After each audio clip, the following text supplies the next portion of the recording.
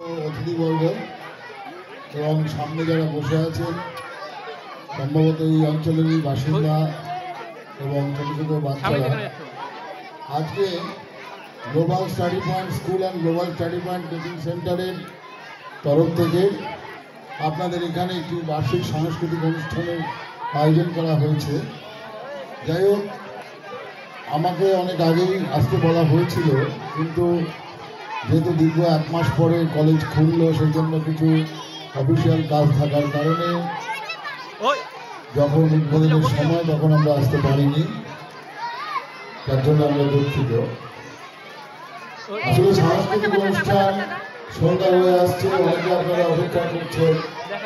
সেখানে এই গুরুগম্ভীর ভাষণ কারোরই শুনতে খুব একটা ভালো লাগে না। সেই জন্য আমি এই অনুষ্ঠানের সার্বিক সফলতা কামনা করি এবং আশা করি এই অনুষ্ঠান আপনাদের যথেষ্ট সফল হবে, এই আশা রেখে আমি আমার সকলের শুভকামনা করে আমি আমার বক্তব্য শেষ করছি।